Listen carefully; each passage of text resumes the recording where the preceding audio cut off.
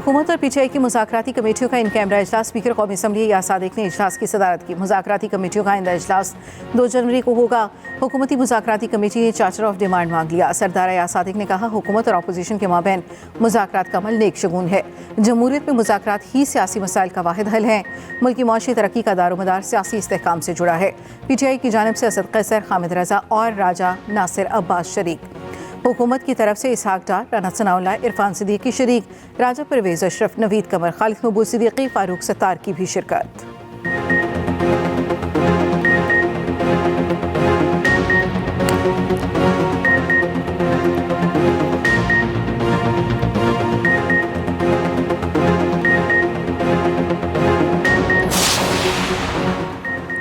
मुज़ाकरात के लिए खुले दिल और दिमाग के साथ जा रही हैं रहनुमा नून लीग सेनेटर इरफान सिद्दीकी। कहते हैं, उम्मीद है मुज़ाकरात के अच्छे नताइज निकलेंगे। राजा नासिर अब्बास कहते हैं, बानी पीटीआई आइन और कानून की बालादस्ती चाहते हैं। हुकूमत के पास आखिरी मौका है, हालात ठीक करें।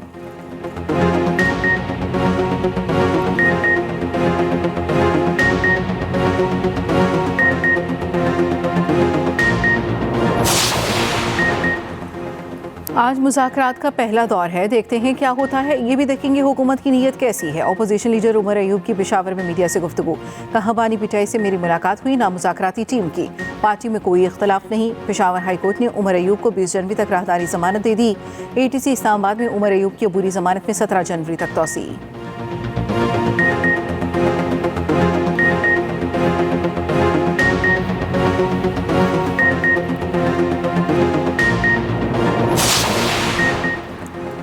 वज़ीर आज़म आज सदर मुमलिकत से मुलाकात करेंगे। मुल्क की सियासी और माशी सूरत हाल पर तबादला ख्याल किया जाएगा। ज़राए के मुताबिक मुलाकात में हुकूमत और पीटीआई के जारी मुज़ाकरात पर भी गुफ्तगू होगी।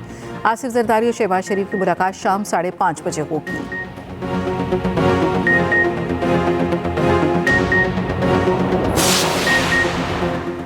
मुखालिफिन का काम सिर्फ तनकीद करना है, गाली देना, बदतमीजी करना, गिरबान पकड़ना हमारी तहजीब नहीं। कोई गालम गलोच, इल्ज़ाम तराशी सिखाए तो ये दुरुस्त नहीं।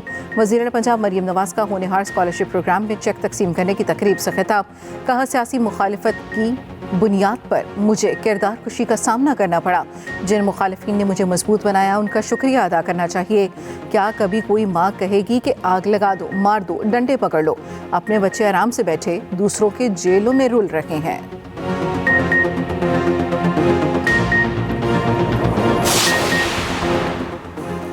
£190 बिलियन रेफरेंस का फैसला 6 जनवरी को सुनाया जाएगा। एहतसाब अदालत के जज नासिर जावेद राना फैसला सुनाएंगे। एहतसाब अदालत ने 18 दिसंबर को फैसला महफूज किया था।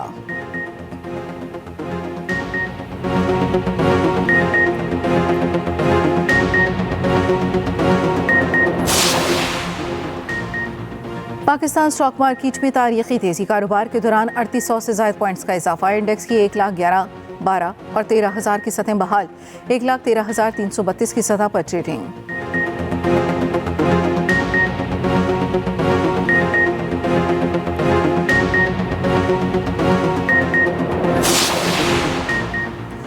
इस्लामाबाद के तीसरे हल्के से भी ट्रिब्यूनल को कार्रवाई से रोक दिया गया। NH 40 से पीटीआई उम्मीदवार आमिर मुगल की दरखास्त पर भी हुक्म इम्तना जारी। Chief justice Islamabad high court ने समाअत की। फ्रीकैन को नोटिस जारी, जवाब तलब। आइंदा समाअत रजिस्ट्रार ऑफिस मुकर्रर करेगा। इलेक्शन ट्रिब्यूनल अब तीनों हल्कों से मुतालिक कार्रवाई आगे नहीं बढ़ा सकेगा।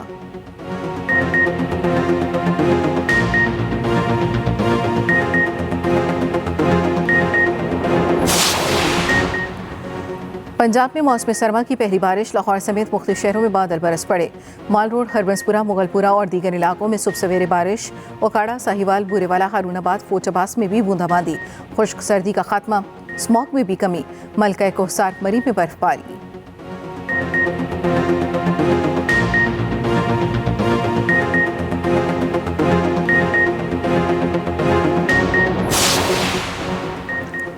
पाराचनार में हालात मामूल पर ना आ सके। पाराचनार में धरना जारी, में इंशारात 2.5 माह से बंद। अशिया खुरनोश और अद्वियात की क़िल्लत। मुशीर इत्तलात KP बैरिस्टर सैफ का कहना है कि 2 दिन के वक्फे के बाद जिरगा दोबारा शुरू होगा। रास्ते खोलने के हवाले से जल्द खुशखबरी मिलेगी। मरीजों की मुंतकली के लिए वज़ीर आला का हेलीकॉप्टर वक्फ है।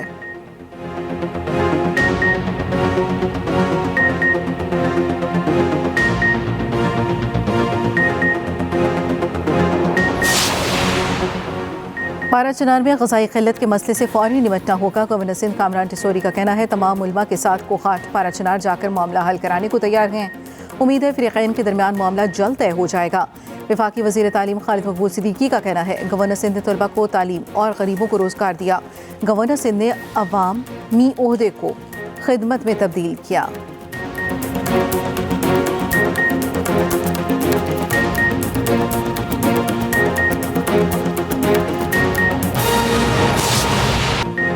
हुकूमत और अपोजिशन की मुज़ाकराती कमेटियों का पहला इजलास स्पीकर कौमी असम्बली ने इजलास में इजहार ख्याल करते हुए कहा हुकूमत और अपोजिशन के दरमियान पहली नशिस्त मस्बत रही। मुज़ाकरात से जमहूरियत और सियासी बेहतरी आएगी। हुकूमत और अपोजिशन की मुज़ाकराती कमेटियों का अगला इजलास 2 जनवरी को होगा। अपोजिशन अपने मुतालबात आइंदा इजलास में पेश करेगी। मज़ीद तफसील जानेंगे अपने नुमाइंदे खालिद महमूद से। खालिद, बताइएगा इजलास की कार्रवाई क्या रही?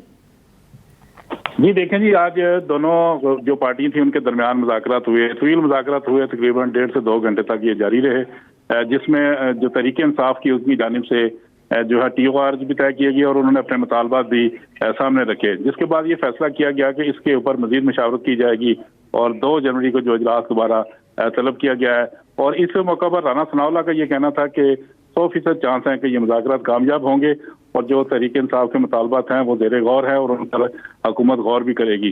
जबकि स्पीकर ने भी दूसरी जानिब इसी बात का अंदिया दिया है कि ये मुज़ाकरात जो है मेरे दरवाजे और मेरे दफ्तर हर वक्त हाजिर है तहरीक इंसाफ के लिए और जो भी मुतालबात होंगे इनके मुतालबात को बड़ी संजीदगी से इनके ऊपर गौर किया जाएगा। और तो यही की जा रही है कि ये मुज़ाकरात अब 2 जनवरी को होंगे और कामयाबी के इम्कानात भी हैं कि ये मुज़ाकरात दोनों अफ्रीकान के दरमियान कामयाबी से इम्कान होंगे। जी ठीक है खालिद, बताइएगा आज के चार्टर ऑफ डिमांड मांगा गया है, क्या दूसरी जानिब से मुतालबात तहरीरी तौर पर पेश नहीं किए गए थे?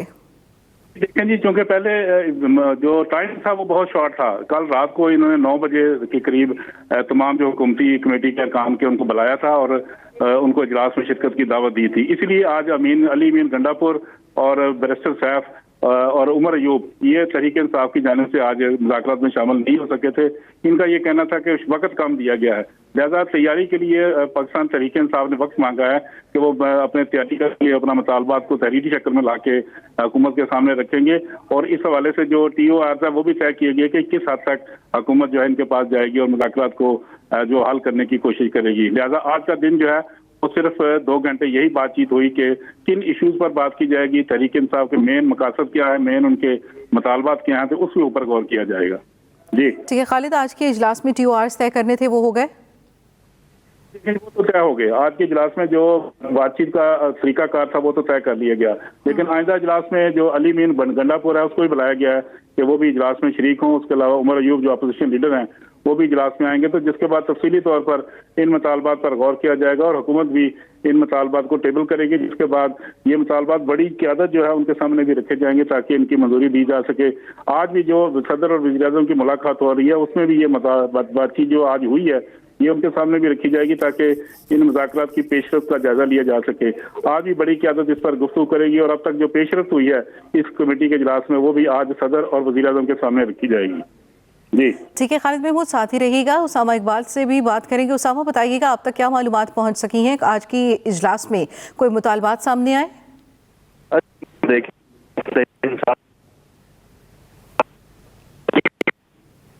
उसामा, आपसे दोबारा राब्ता करेंगे। खालिद महमूद, आप बताइएगा कोई मुतालबात सामने आए आज के इजलास में?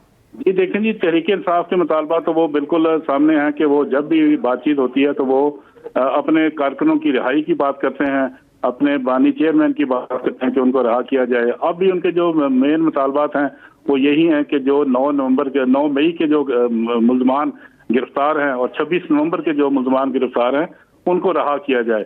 लिहाजा इस हवाले से हमेशा से तहरीक इंसाफ का ये मुतालबा रहा है कि जो मुकदमात हैं कारकुनों के ऊपर वो ख़त्म किए जाएँ, बानी चेयरमैन के ऊपर जो मुज़ाकरात उनके ऊपर जो मुकदमात हैं वो भी ख़त्म किए जाएं और तमाम कारकुनों को रहा किया जाए।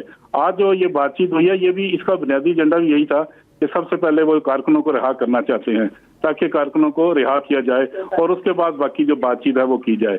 लिहाजा आज भी उनका मुतालबा यही था कि सबसे पहले जो कारकुन हैं उनकी रिहाई मुमकिन बनाई जाए और उसके बाद बानी PTI के ऊपर बातचीत की जाए।